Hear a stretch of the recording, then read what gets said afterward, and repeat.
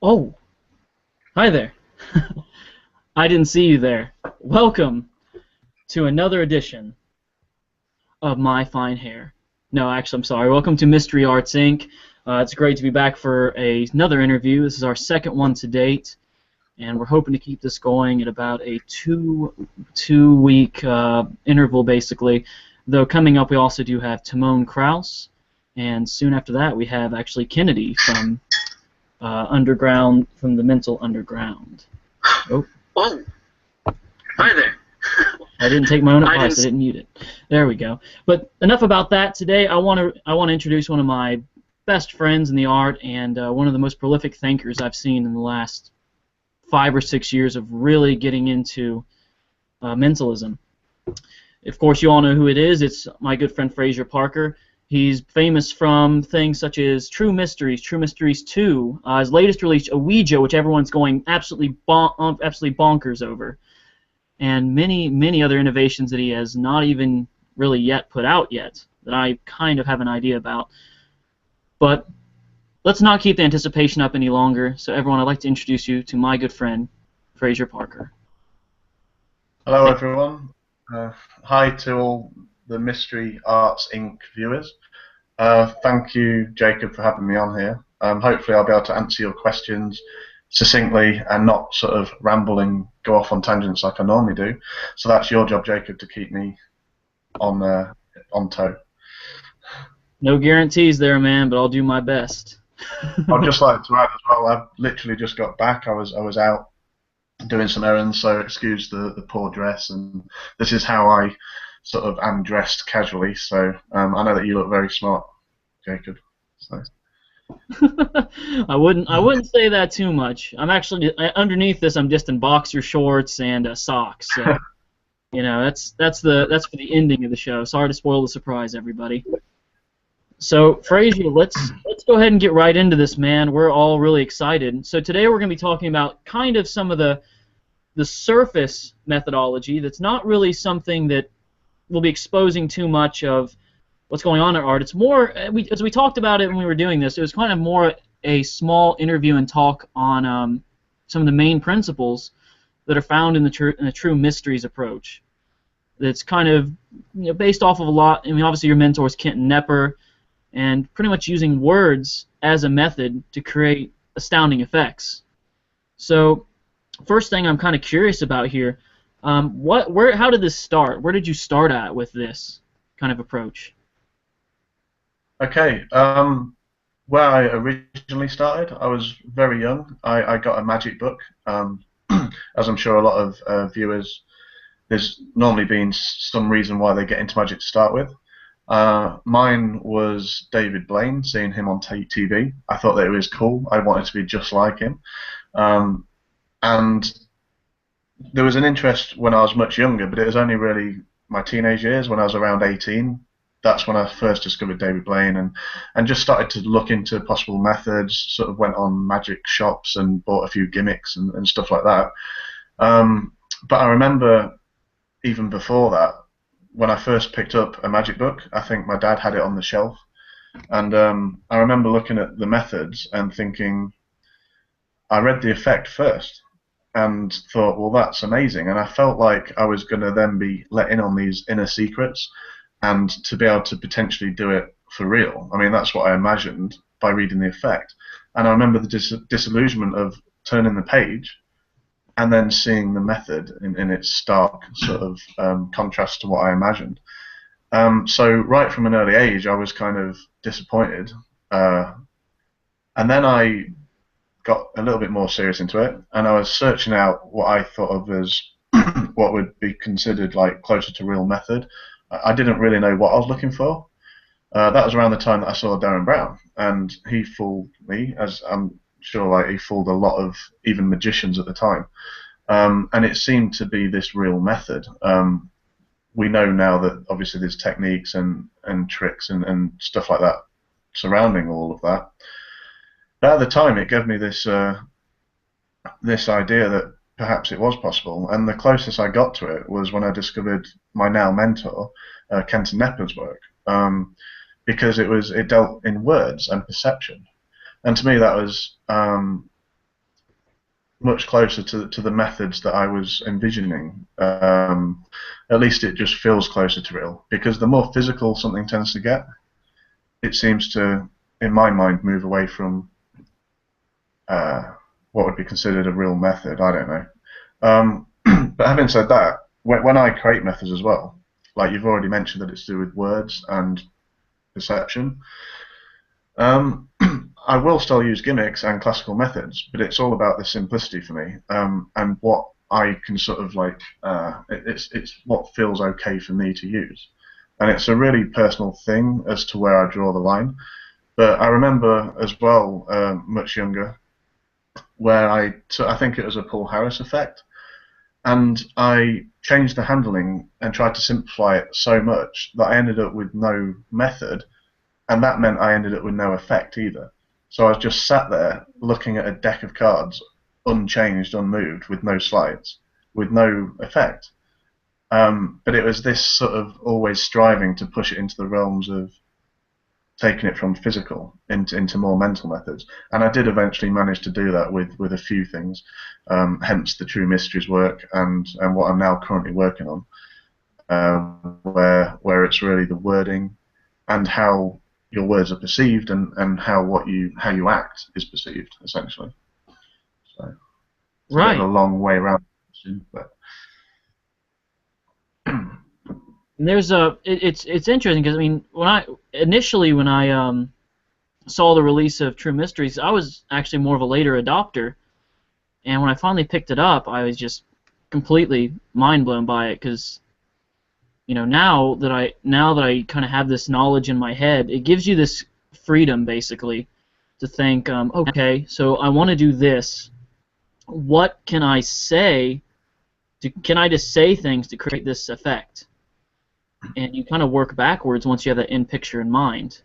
Yeah, exactly. I mean, Pete has talked about this before, Pete Turner, where it's not that we're sort of deliberately doing this. I mean, I do it for personal reasons because right from starting out in magic, I wanted a way that felt closer to real for me. And for me, that was wording and perception, manipulating perception to create the effect. I still use gimmicks, I still use billets and classical methods. So it's wrong for me to say that I dismiss that because I don't. It just has to fit sort of my aesthetic in terms of method as well as effect, and I think that is felt with the audience, at least for what I do, because I do really intimate close-up type things.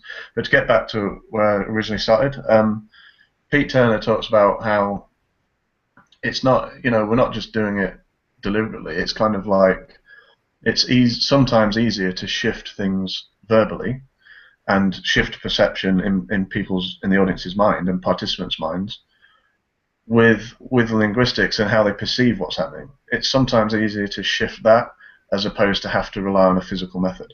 And the beautiful thing that comes out of that is the fact that it becomes impromptu, it becomes propless, which is just, I don't know, it's not necessarily important because there's different ways to do everything, and mentalism is subjective.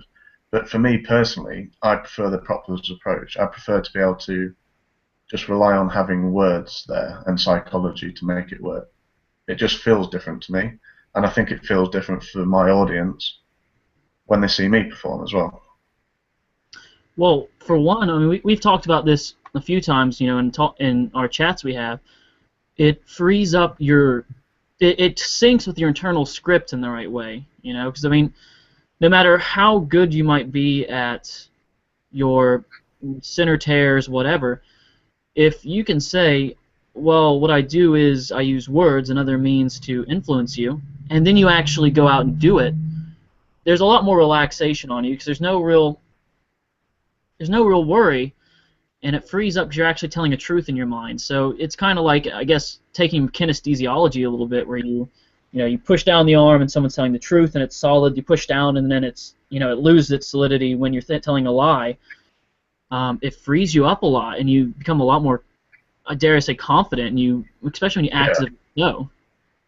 Yeah, I mean, the other side of that would be the case for not always being 100% reliable necessarily. But then that's really, if you're going to use these methods, that's up to you as the performer.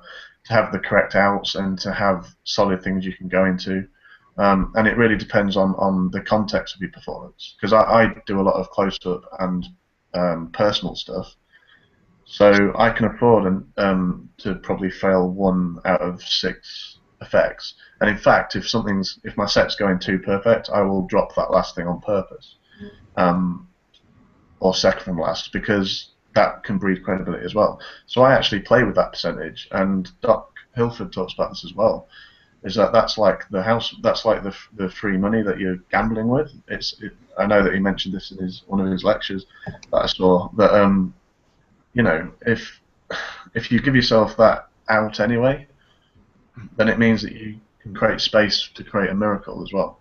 And in the school, with Kenton's school and the students, he's actually becoming more and more focused on how he teaches now. So he's actually got an inner sanctum that you can join if you go to wonderwizards.com, and that's really one of the things he teaches in the school is this idea of outs on purpose. So you would actually plan on it potentially failing to allow yourself that miracle hit, but then you've got the trick that you would have fallen back on anyway as the out. So that was really a nice way of sort of thinking about this. But you know, I don't mind if a method's 90%, because I know that 9 times out of 10 it's going to hit, and then I'll use my own sort of judgment as to and what I want to actually achieve in the group that I'm working for. I'll use outs and solid method if I need to.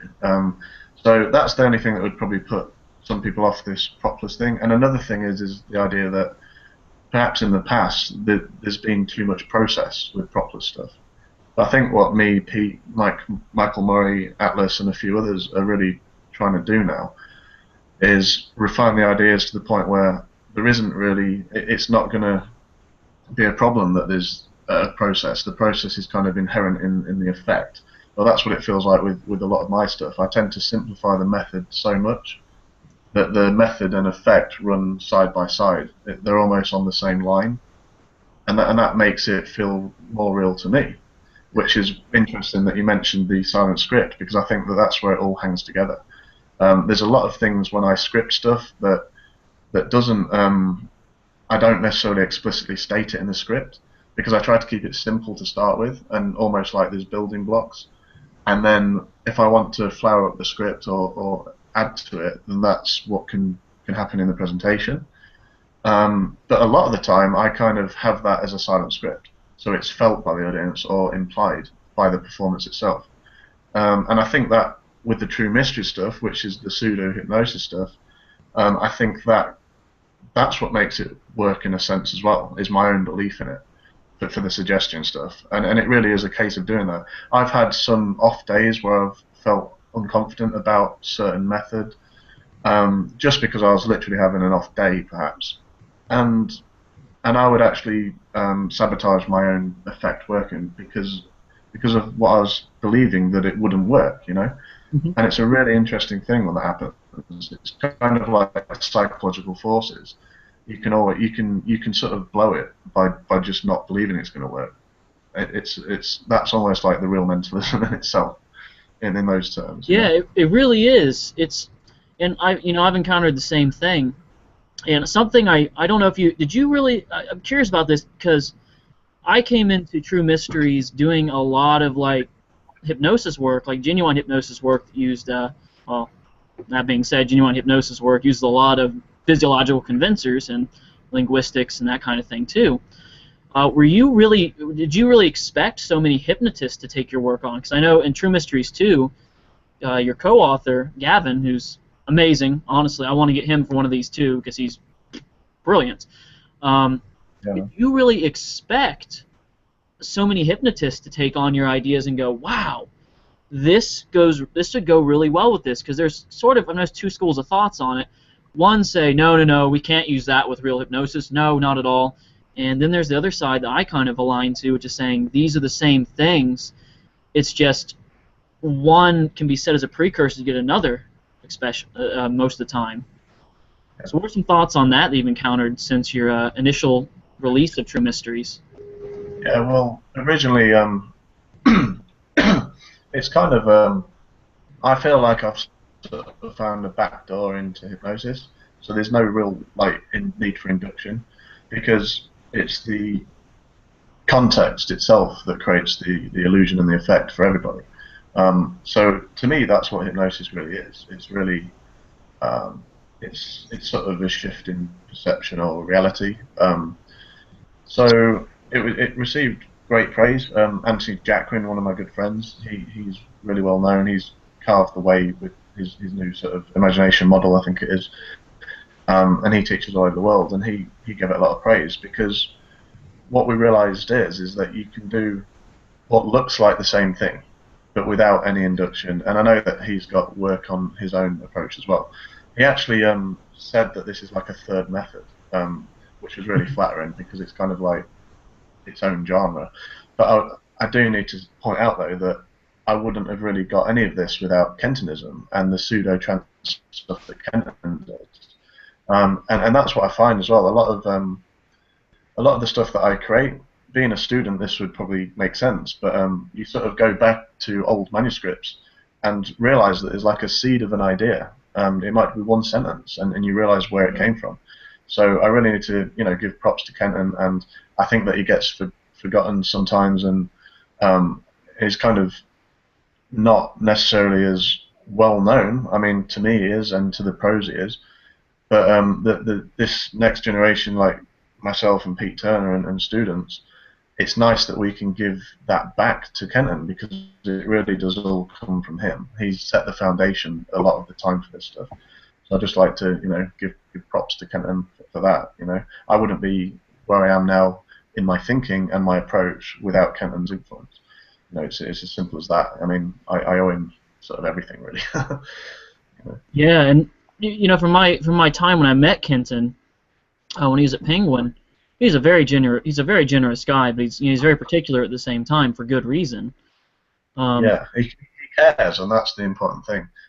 That's another thing as well. Like, sorry to cut you off quickly, but just while I've got this in my mind, it's kind of the community as a whole. It's like it's really nice that for instance, me and you chat and get along, and like Ben Cardell, Atlas Brookins, Michael Murray's a lovely lovely guy, Pete Turner, really generous with their time. That's just sort of my group, but it's nice that we've got that sense of community, and I think that's what we should all try to do if we can, is sort of pull together, because I know on the forums sometimes it can get a little bit sort of crazy, and it's kind of, that's not why I got into magic, was to sort of fall out with people on forums and stuff. So that's another thing, is kind of it's nice that we've got this friendship and we can all Skype now and sort of share things. That's off on a tangent, but I'll let you carry on. No, I agree, and that's one of the main things. That's why I'm doing this, basically. So I completely agree with that. The more it's okay, so it's one of those things that as a fundamental belief that I've kind of generated, and that bearing in mind, we talked this the other day, and maybe we should talk about that here in a bit, the belief, reference points, thoughts, feelings, imagination thing we're talking about. But I've found that you are the average of the 5 people you hang out with the most, and unless you push to either find more people or push yourself to go past that average, it's very difficult to do. But changing the variable to people you interact with, that changes the game instantly.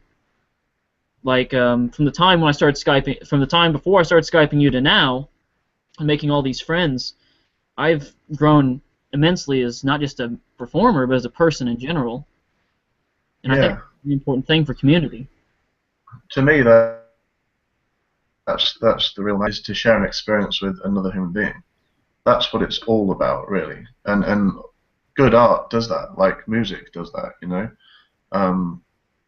as well as bringing people together. I suppose it's the way I think about music is a little bit different to that.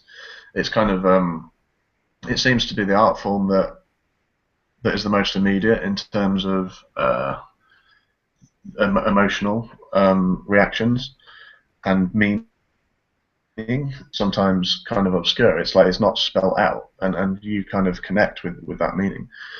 Um, and I think that magic should be one of the highest art forms, but it's, if we're not careful, demoted to the lowest. I think attitudes are changing now, but it really starts with our attitudes towards it as practitioners, as magicians. I mean, when I kind of live magic as a symbol, and Kenton taught me about that as well. It's kind of like, it's almost as if I'm never off stage. So there's not necessarily a distinction between doing tricks and talking to someone. And my whole sort of approach now is moving more and more towards, I suppose, what you'd call readings, and just sharing that time with a stranger, or another human being. Um, and I suppose we use the effects to affect people, like with an A, Yeah. as a the E. So it's really about affect, and of course it's good to have fun and entertain as well, because that's part of it. But it's really understanding what it is you're doing, because you can be performing in the wrong direction. That's the problem. Yeah, so many people seem like they want to showboat, and for me personally, like a while back, I was at a con, and I met two performers, and one guy was absolutely phenomenal. He was, I believe, a gentleman. I think he said he hailed from Finland. I wish I remembered his name. He's brilliant. He did a three-card Monty for me, and it fooled me beyond belief because his personality drove it so much. Then Yeah. another said, "Oh, well, let me do something," and he performed a disheveled kind of card thing, and I was like, okay. But then I sat back and did Exactly. I mean, and both of them were like, wow, and yeah.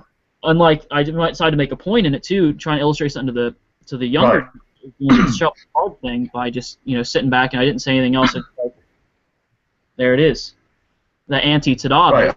Hinton talks about. I mean, yeah. There's a time and place. If it's genuinely just to do an entertaining card trick, that's fine as well.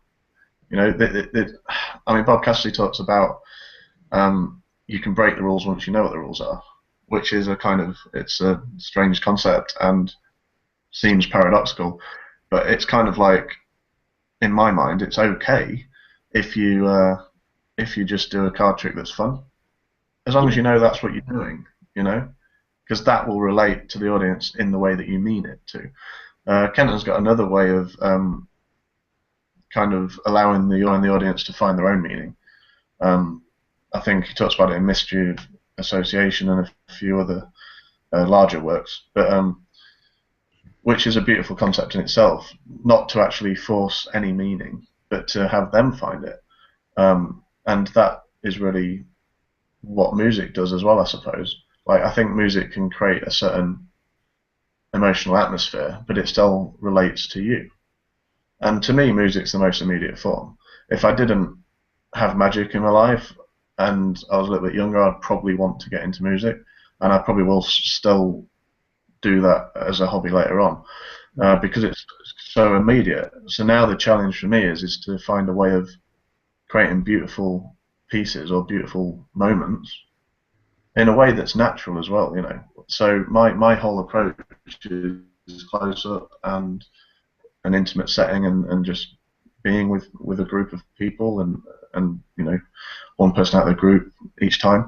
So it's kind of like, so now but I know that words can elicit that sort of beauty and that power. So that's really what I'm working on now. Is it's okay to have the nice, clever methods. That really, the things they are, is really just so that it suits me, because I don't really imagine myself doing it any other way. But it's all about simplicity and the ease of doing it. I mean, I know that I talked to you before about this, I think a week or two ago. I've got a readings method now, for the name guest that I just released. So it's a different method, but it allows you to give a reading, and that's what's important. And then you get the name off the back of that. So it's kind of it changes the feel. It's kind of, to me, that's an easier, a more natural or a nicer way in my mind of doing it, because it's based on words and perception, as opposed to write this down or something like that. Not saying there's anything really wrong with that, because sometimes it's useful to have those tools as well. You know, I'm just trying to approach what to me would be closer to real, and it's almost as if it exists already. It's just I have to remember it or discover it. It's as if, like, when I used to dream of methods and what was possible when I was younger, and that was the nice thing getting into Kenton's work early on. It felt like I actually owned a real magic book. It's like, wow, this still uses words and perception. This is what real wizards would have done in the past, or real magicians. I imagine that it was already how it used to be done ages ago. But, yeah, I that. yeah, I mean, I sometimes, as well as that, I've kind of like have to. I like to remember when I didn't know so much about method as well. I like that feeling of, I don't know, sort of the mystery, I suppose. Right. Well, it's since you mentioned a Ouija real quick and this kind of alternate handling, and we've talked about this, and it's really fucking clever handling. My friend Adrian here was curious. He says, since a Ouija principle seems to open so many doors, which it really does, it's great. Yeah. I'm sure Fraser must have a ton of other ideas using the same principle. Is he thinking about sharing those ideas? Okay. Yeah, me and Ross, the co-creator, Ross Taylor, he really helped me with the idea. He was there when I was working on it. He's got some real nice ideas, because it is kind of, I mean, I knew when I was set myself a challenge to be able to do this, I knew that it had to be, like I mentioned before, the process had to be succinct. It had to be over within a few seconds, so that I could just pick it up and use it as a tool, just like you would pick up the billet to use it. In fact, it's probably quicker than writing down, but you know, it's obviously has to suit the context and the environment as well. But because of that reason, because it is such a quick thing that you can do, it kind of means that you get ahead with the information. So it literally opens itself up to lots of different presentations. One thing real quick that I can mention is the idea of doing it with a one ahead. If you had two participants, you would do the process taught in the method in the book to the first participant, and then you would do what looked like that method but not. So you wouldn't have the compromise with the second person. It doesn't matter. It then wouldn't matter if you can do the effect of that second person, but what it does is it cancels out the idea of the method, even though they would miss that anyway with the first person. And then you would use the one ahead, so you would guess the name that you actually did discover, but get one ahead to guess the other name as well. So that allows you to get seemingly 2 hits, and it also helps cover the method. People with the book will understand how that would work. And there's a nice idea by Mark Chandelier, it's Pete Turner's, which I won't go into now because it's not my method, but it allows you to do the one ahead verbally. Yeah, you briefly mentioned that to me. That's absolutely brilliant. If that does come out, that's going to be really good. There's one other. So there's a few. Oh, keep going real quick. I'll get to the question in a sec. Just to fully answer the question, it will probably be in a larger work or a different format later on, or it might be a supplement, but we're not sure yet. But and I've had a few people contributing as well. Morgan Strebler, a real good friend, he tipped his method a few days ago. His handling, actually, his presentation, and it's beautiful. I mean, that's how I'm going to now do it. So I know that sounds like I'm teasing people that have already got it. But it is planned to be in print at some point or put out in some way. So don't now flood me with emails asking for that. Hopefully Morgan is, if he hasn't already done, is going to film that as well. So we should be able to get to see it happening as well. And he gets great reactions because Morgan's a genius. He's brilliant. Well, one thing I'll mention real quick too is everything you release, like. Because I feel like when people, if people hadn't seen you do your style before, and they picked up something like a Ouija, they would be like, I don't know. And one of the big things I should probably just comment on is I know for a fact that every single thing you put out has been tested frivolously. because you Yeah, are man. an obsessive tester. I mean, I've told you the story, haven't I? Halfway through trying to create Ouija, I had like that, some of them, I don't know, it gave me like 70% hit rates and stuff like that, but it wasn't good enough. Mhm. So they didn't complete flat out fail, but I did actually sort of, because I was sort of not having sleepless nights, but I was sort of staying up far too late and stuff like that. I tend to have trouble sleeping if I've got something in my head. Like this the second part of the Ouija method, which I won't go into obviously, was kind of like a day's thinking and a sleepless night in and of itself. But without that component, the rest wouldn't have worked. So it kind of refined itself over this thinking process. And most of the time, methods tend to fall into place. I know that sounds odd, but they tend to just fall into my lap as I'm sort of thinking about it. But this really took a while, and I sort of had like almost a mini breakdown. I thought I can't do it, and I thought, well, be fair on yourself, because you are asking yourself to do something that, like a few months ago, was considered impossible. I know that there's like other potential other methods and stuff, but to do it as quickly as I wanted it to be, it was kind of asking for the perfect method and solution. But I just assumed that it is out there. I feel like when I create things, it's already out there. I just have to allow it in, or to discover it for myself. So when I talk about methods and what I've created, I don't want people to sort of think that it's this, like I'm proud of them, because it's as if they're outside of me. It's as if I've discovered them. So yeah, I can't remember what the question was, but definitely being tested. And what happened is it kind of got. It was beautiful when we finally when me and Ross were working on it, and we were Skyping, and he mentioned something that I'd thought about before, but then I used it in a slightly different way. He thought of conceived it in a slightly different way, and that's when it all fell into place. It seemed like every method, every element of the methods beforehand, all of a sudden, the problems of each method were took out of this final solution, as if it had just completely fallen into the most refined version and most simplified version of itself. And there's a simplicity that makes it so beautiful, because it's literally the perception that makes it work. And they are genuinely fooled. The participant is as fooled as the audience. So it's not one of these sort of dual realities which was misunderstood anyway when people used it that way. It's not a dual reality where they're not as fooled as the audience. They genuinely are, and it sounds impossible. The ad copy sounds incredible, like it's not possible, but it is pretty much what the ad copy says. So we're really proud of it, me and Ross, and I do think that it's going to lead to other things. So yeah, our heads are spinning now with possibilities. So it's really exciting what we can now do, completely propless, just with words. Yeah, and this applies. I mean, I don't want to keep going too much on a Ouija, but I'll end this on this little note here that this applies obviously to many other plots.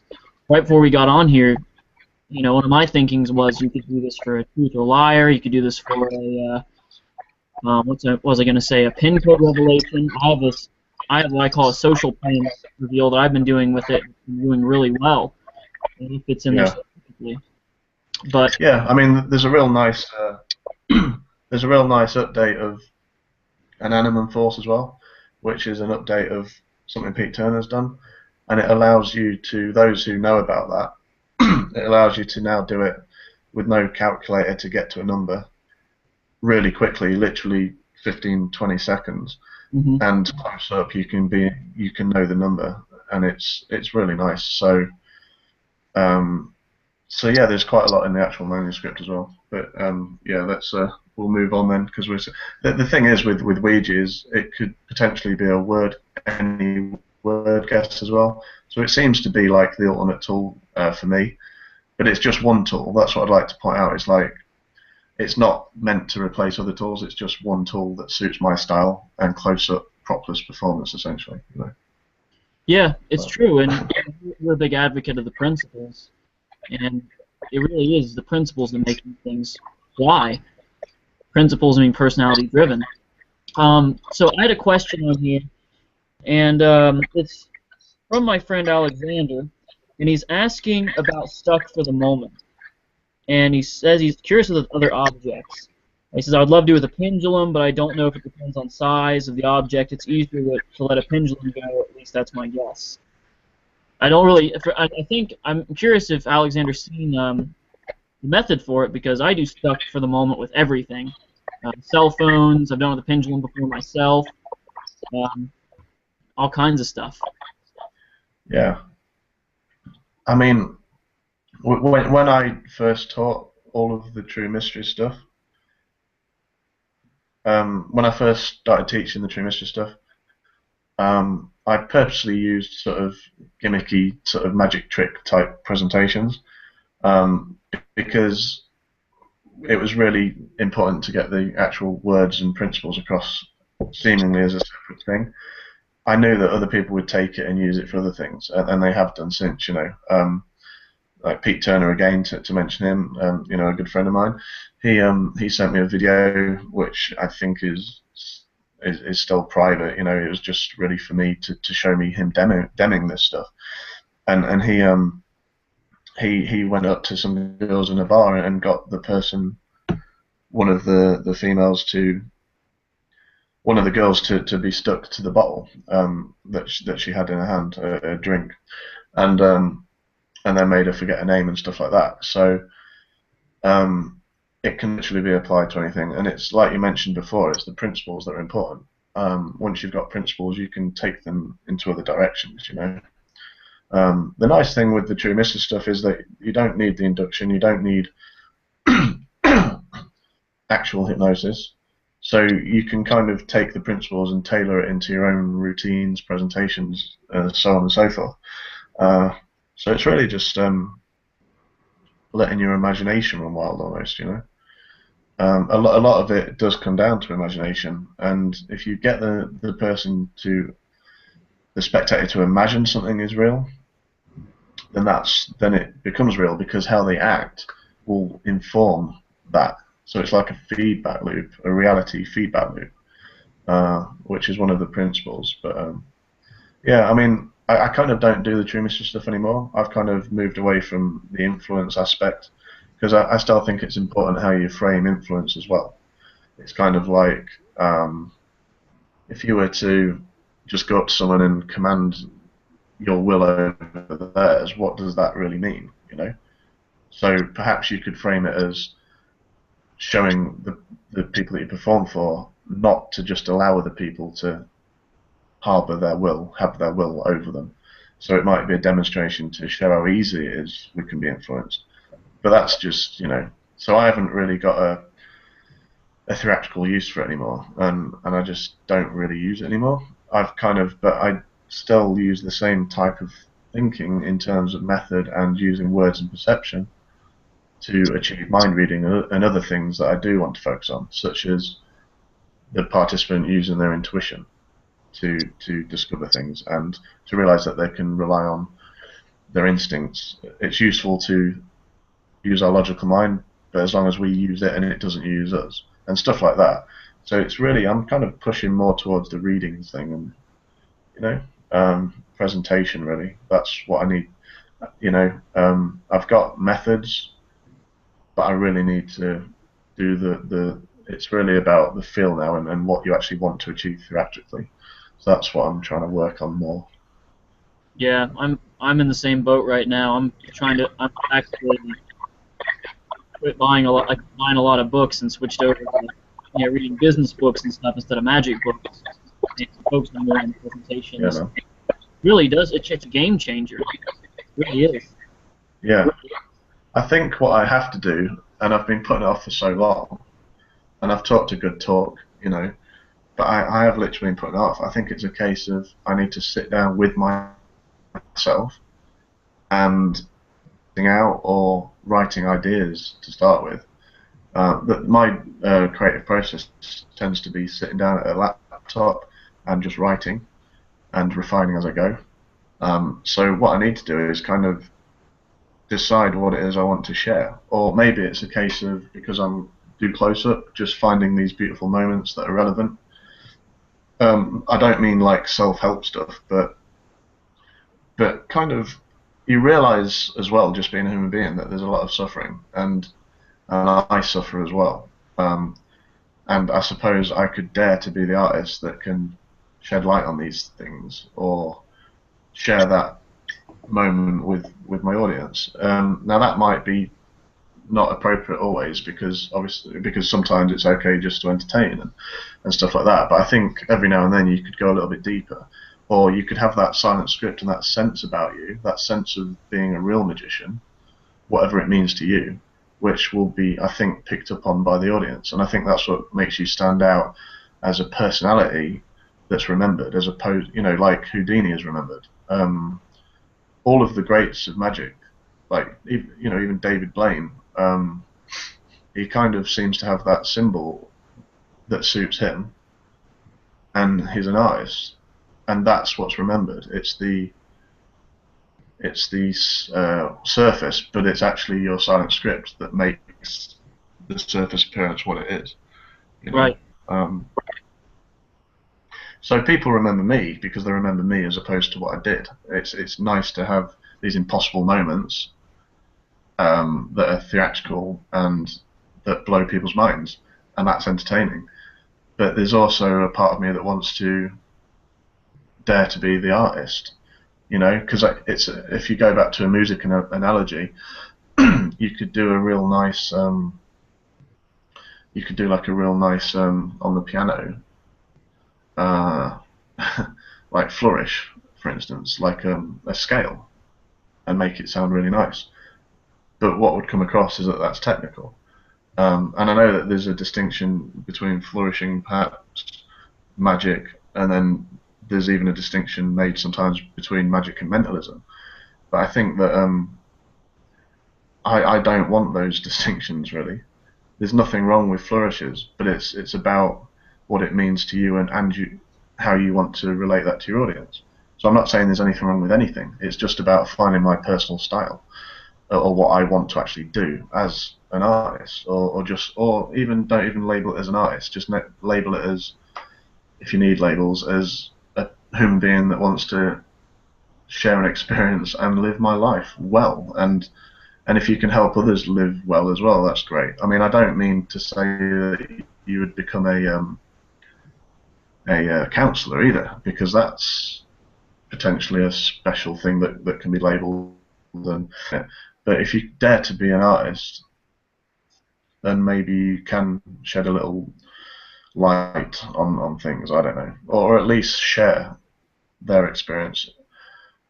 But obviously be appropriate, because it's not always appropriate to just go up to someone and have them talk about these things. And I suppose using metaphor helps with that, and allowing them to say as much as they want to confide in you. Mm-hmm. So if it's not about that, I suppose that's why it's useful to have like effects and tricks and these more surface stuff.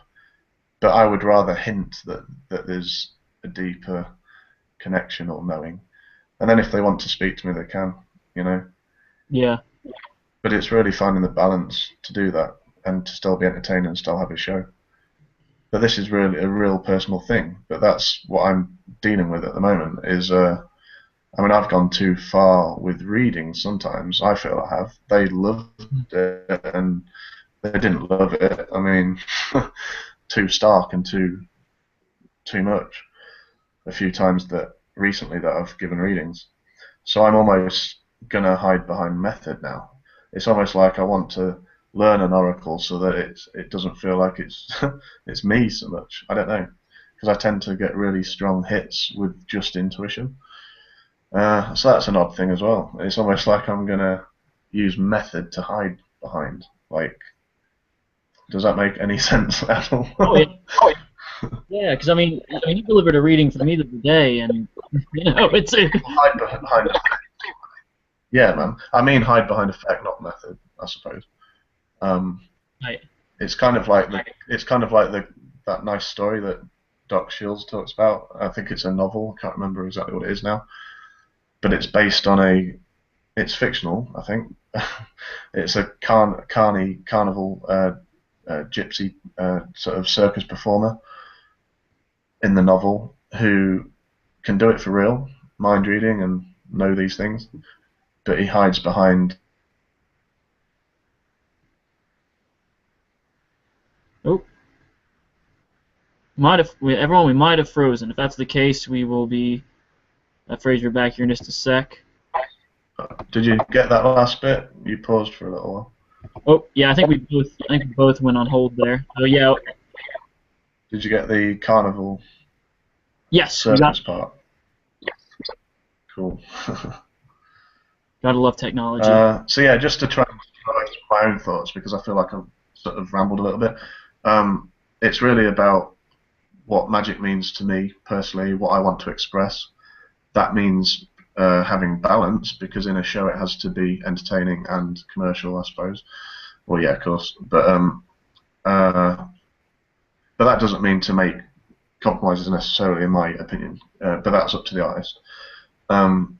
So therefore, it's about sharing the experience with someone and actually genuinely caring. That's the bit that I missed saying. If you genuinely care about someone, then you will find the balance to not push them too far or harm them. And you need the balance to keep it. I think everything's better with balance anyway. Any extreme is wrong, you know. Like, for instance, card flourishes seem wrong because it's just one extreme. It's not wrong if it's presented in the correct way. But that's all about the individual. So I'm going to sit down, I think, and just really think about what it is I want to say to my audience and share and express, which I suppose is the art part of it all, you know. Even though that sounds pretentious, but it's the best label probably. Well, no, it makes a lot of sense, because I mean, we've talked a few times about some stories of you performing and everything. So I'll tell you what, let's kind of dissect for a second the mentality you bring into a performance. So let's start off here with like a recent story of when you performed a set that just went extremely well, and you're doing exactly what you want to do. Because one of the things I've noticed is a lot of people seem like they want to know, you know, what does Fraser Parker perform when he goes out? What's his kind of dynamic he's using? So if you would, could you take us through kind of a small story of when you were out last and just had a phenomenal performance? Okay, so what was the actual question? You were breaking up a lot. When I actually perform, what is it how it feels for me? Yeah, like, would you take us through a story of like last time you went out and performed? Yeah, I mean, well, just recently now. I just got back. I had to quickly go and see a friend before I sat down for this interview. I'm dressed casually because I've just been working on script, like JavaScript all day and trying to work out my website. So, but anyway, yeah, I was just casual, and some friends that had seen me a while back, a few years back actually, when my style was completely different, said, "Oh, I've got a friend. Can you show us something?" I said, "Yeah, of course." And I borrowed the deck of cards, and I used Michael Murray's springboard, and they intuit what card is placed on the table, which is beautiful. That's how I open now. It's kind of, because now it's about their intuition as opposed to me doing a card trick. So what I'm going for is theatrically what would seem real. That's what I want to look. You know, that's just me personally. So and it always goes well because they wonder how they knew with just their intuition what the card was. So you're using a trick to kind of fool them into sort of looking into aspects that they might have forgotten. This lady I did it to, she said that she didn't believe in intuition, like outright. Now, I could have talked to her, and I'm not trying to persuade anyone or evangelize anyone to anything, but I'm just there as an artist to provide my take on it, almost. So I could have done that with just talking in general, but I did it with an effect. So now at least they can think about it. something they might have just dismissed out, right? So that brings balance in and of itself, I think. And you don't tell people what to do, you're just sharing that. So how it feels to me as a magician, as a real magician, it's to do with perception, what we know or don't know as human beings in this realm. And philosophy comes into that. I don't want to get into that, but it sort of informs my magic because, and to me, that's just another label. It's really just about sharing an experience and living life and living well, I think, without harming others. So that all comes into it. So, and I think with that silent script, because that's really the important part about all of this, I think, is the silent script kind of makes it feel different for the audience. And what I care about and want to share is what makes me unique as an artist. And that's what hopefully they'll remember and book me for. So that's what it comes down to. I don't know if that's answered your question. No, but it's about the feeling of the performance as well, from my perspective as well as the audience. No, that's dead on. That's I think. And I think that's what you'll be remembered for as well. This idea of creating legends and stuff. That's what I feel like when I think of Houdini and David Blaine and these larger than life characters and Uri Geller. That it's the symbol almost that they carry. It's what you remember in a general sense about their character, which is what is left behind, and that's I suppose to be a legend or to be remembered. Then the acts, you have to be known by your acts as well. They might not remember the exact card trick or whatever you do, but they remember the interaction. They might remember to sort of look after themselves a little bit better, because I think a lot of the time we kind of a lot of people I meet, we're kind of a little bit sad and a little bit lost. So it's just a case of, it's like making a friend in performance, perhaps, Right. But obviously I'm aware that I'm not a guru and I'm not a prophet and I'm not all of that. So don't get me wrong, this is from an artist's perspective, I suppose. Just daring to sort of share what I believe, Well, it seems like in today's world, like I'm, as I said, reading a lot of marketing books. A big point that someone like Seth Godin made in his book, The Purple Cow. And by the way, am I coming through really weird right now? It's okay. It's a little bit bitty, but it's okay. Okay. Let's see if I can. Hopefully that'll be fixed. I hear a little bit of a jumble on my side. Yeah, like you really want your performances and everything to be remarkable. And the idea of remarkable is right in there. It's the remark. Is this somebody? Are you performing are you doing a trick that they say, oh yeah, I saw a guy do something similar to that a few months ago, or I saw that on YouTube, or are you performing something really unique that basically is 100% you? Yeah, exactly, man. Let me tip something real quick. I've in fact, while I've got the deck here, actually, like you didn't know I was gonna spring this on you. I know that you've read a lot of my stuff. Yeah. I think I did this probably a few months ago, but let me see if I can still get you. So I've got a deck of cards, and just for everyone else, we've not set anything up, correct? No. I literally had to race back from where I had to go, and I would have probably dressed a bit better. But anyway, hopefully they'll be excused. So it's essentially don't say anything out loud as we do this. But before I get you to do this, I just want you to name any playing card out loud. Just name any card. Let's do a 3 of hearts. 3 of hearts, okay? Is that a free choice? Yeah. Yeah, I mean it's a free choice, but if I were to tell you that I had a card in mind, it's quite easy for me to just say after the fact, yeah, that was the one I was thinking of. But what I'm going to be honest with you, that wasn't the card I'm thinking of, and that would be just a guess. So we're going to do this again, but I want you to, be honest. You were kind of straight away overthinking this because you know that I'm a magician and you're a magician. So just relax into this, right? I want you, don't say anything out loud. And it's essentially don't give anything away as you do this, not to nod your head or do anything. But just get any card out of the deck in mind now. Just any card. Okay. So you've got a card. Okay. So don't change your mind from that just now, but you've got a card, right? Now it's essential that you know that this is a completely free choice. Yeah. Yes? Yeah. Okay. So there's a chance that I could potentially influence that choice, which might be why I got you to just name a card to start off with, because you know I'm into the influence stuff. And so I'm going to get you to change your mind. So again, don't give any indication as to how you change your mind, but if you're now thinking of a number card, I want you to change it to a picture card. If you were on a picture card, change to a number card. So you end up with a completely different card in mind. Okay.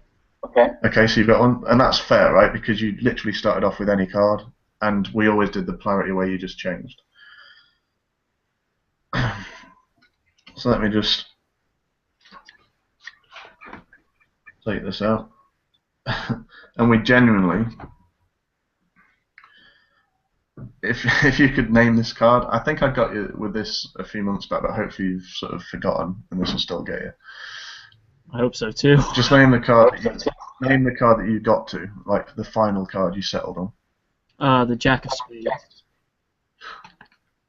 There we go. I just thought I'd spring it on you because it's quite nice. And that's another interesting thing is that I've done the same effects to other people months down the line with lay people, and they genuinely don't tend to remember the exact specifics of the trick. So that sort of implies to me that it's the feeling and the performance that you give that they remember. So that was a tangent. Let me go back to. Let me go back to. We was talking about. Right, yeah, that's the thing.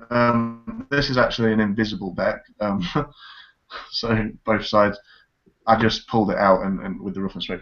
But that's what reminded me of this trick. In fact, is because recently I've just bought another invisible deck from Magic Box. So thanks for the quick delivery, Michael, and the guys at Magic Box. But I've literally I've decided to go back to the invisible deck because I've never actually used it, even in up and coming in like my Magic days.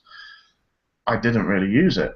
And I kind of dismissed it, and that's what reminded me just then, because the deck just happens to be next to me to do that card effect. But you were talking about things that like seem like tricks, weren't you? Like that get exposed on YouTube, and this is really exposed. I sort of went on YouTube yesterday, and I don't know why, because I know the effect and everything, but I just wanted to see other people do it, and there's some terrible sort of exposure and stuff, you know, and bad performance. But I don't think it necessarily matters as long as you perform it correctly, because I could ring that deck in, I could have it behind a bar, I could, you know, like, I think it comes down to your believability again and your silent script. Like, do you know what I mean? Yeah. Okay, there's a chance that it's exposed, the invisible deck. But the way I'm going to use it, and this isn't completely finished yet, script-wise, but I'll just leave you with this because it's quite nice. And this sort of exemplifies my point as to more readings-based or what's the purpose of performing. This wouldn't be something you necessarily do in a show, but I just thought it was a beautiful idea to go up to a stranger, and this isn't the best example, but it's the only one I've got at the moment to use this gimmick. I think that you should probably use something other than the cards, but anyway, it really depends on how you sell it. You go up to a stranger and you just say, do you know what, do you mind me just sitting for a few seconds with you? This is going to sound really crazy, but I was told that I would see someone exactly like you. They said that you'd have blue, like brown eyes, and brown hair, and you know, you might think that how do you point me out of a room, but they actually said you'd be sat in this chair because I was with someone yesterday, and he told me to do this, and this sounds crazy, but I'm going to do it anyway. He told me you'd have beautiful eyes, and you really do have beautiful eyes, and he told me that you would have doubted yourself recently. He told me you would have there'd be certain decisions that you were faltering on and sort of had self-doubt, and he wanted me to pass this question on because he said he was going to go away and wouldn't be here. And and I had to come here just to find out if this was all true. That's why I'm here now. So you go on like this, right? And you basically what you're doing is you're not just like complimenting for the sake of it. You're actually finding genuine characteristics that you would compliment them with. And I suppose you can give a reading type presentation, but remind them of things that they might be down on themselves about. But obviously strike a balance, because some people just think of themselves as completely confident. So it's more a reading sort of presentation. And then the proof is that this person told you the only way to do this would be to formulate some way of testing it. And the only thing I could think of was to just grab the deck of cards that was lying around the house, or however you do it, and to get you to turn a card over and you name the card. Now the reason they name the card is so that you've got the proof. Because if you named it, then that would mean that it's out there, and you could have swayed their thought. Now I don't know whether like the cards is a good presentation for this, but this is just recently I've been thinking along these lines. So basically, you use the invisible deck as the proof, and what that does is it confirms the reading beforehand. So now they do have beautiful eyes. They should be more confident, and it's kind of like a reverse confirmation principle. So instead of it's kind of like the trick outcome actually confirms what you really wanted to tell them. And the beautiful thing about saying that someone else told you to do this as well is the fact that you're not to blame now for seemingly like if they thought you were trying to hit on them and any sort of nerves you might have or lack of confidence. It's someone else saying it, not you, which is something that Kenton does in one of his readings in the mind reading books and lessons. Is this idea of unspecified person, where it's coming from. I mean, psychic mediums could use that in their way for pretending they're talking to the dead and stuff like that. But it's nice to have this unspecified person, because if it's wrong, it's them that said it and not you. So it gives you that out as well. So I haven't fully worked it out yet. I don't know if the invisible deck's the right way to go with this, but there's some principles along the way there. So I just wanted to share that. Oh, that's cool. Yeah, we got an exclusive. Yeah. I never noticed how annoying my laugh is till I heard it echoed and jumbled up through here. Yeah. Oh man. So it's been really great talking to you again, man. Yeah. Hopefully people will keep on adding you on the Mystery Arts Inc. Because I think what you're doing is a really good thing. It's trying to get to the core issues. I mean, I know that I ramble on a little bit, but hopefully there's been some sort of sense made, and because that's really, I think what you're setting out to do. Like we used to talk about this before, is kind of like trying to get specific as to what's going on internally, like for performers. Because a lot of when you look at sort of pros performing stuff, it seems effortless, but there's a reason why it seems effortless. So and sometimes I think performers might not even know consciously what they're doing. So it's quite useful to try and break it down, I think, Right, and I feel like it's all asking the right questions. So for those of you out there that are, maybe you know somebody that's an excellent performer, or somebody you idolize. First off, reach out to them. I got a hold of Fraser it's been about a year now, right? Yeah, I think a year ago we first really contacted each other. Yeah, I just contacted Fraser, got on Skype with him. I remember, I think I was still living at my parents' house at the time, and yeah, we hit it off, became very good friends. We arranged this. We got really fucking pumped for this. Pardon the language, sorry. But it shows the kind of passion we've got for this kind of idea. But yeah, go out and find the people that you really enjoy, and don't worry about asking them tons of questions about mentalism or whatever. Ask them about music. We originally really bonded over music, because I wasn't a huge Radiohead fan. But yeah, I'm nuts on Radiohead, but that's a good like what I was talking about before, like the crossover, the comparison between the two. Like when Tom York is on stage, the lead singer of Radiohead, and this is with his other band actually, that I've really noticed this, but it happens with Radiohead as well. It's kind of like, it's as if he's completely in the flow, and for me, that's where I want to get with magic, where there's no other place I'd rather be. There's nothing I'd rather be doing in the moment, and it works, and there's no real resistance. And that means finding method that's comfortable, but not only that, finding presentation that feels like you're doing it naturally, I suppose. That's what it's about for me. I want it to be. I probably just want it to be easy and not hard. But that's me being a little bit lazy. But it's actually hard work to. It's probably harder to sort of let go a little bit and discover. You know, like back to the creative things real quickly. I play with scripting. I sit down and just play with scripting on my laptop and edit it. And it's that playfulness that you need as well, you know. You can have like the direction of thought and your conscious mind, but you sort of have to give it over to subconscious in a way and allow it to happen and allow the connections to happen. To me, that's all that creativity is, and I seem to be fairly good at it. But it's I don't know whether it's more natural for me, but it's kind of like just allowing the connections to happen. Trying different things, and maybe even trying different processes as well if it doesn't come to you that easily to start with. Just you know, like there's the idea, isn't there, like where David Bowie used to get lyrics and cut them up and create a song. But one of my other good friends, Justin Schmeier, I think I know him as Psychic Alex mainly, but he just took a page from a spiritual book and pasted it back together, and it's beautiful. And it makes sense, you know. If you've read teachings and stuff, it's like so nice.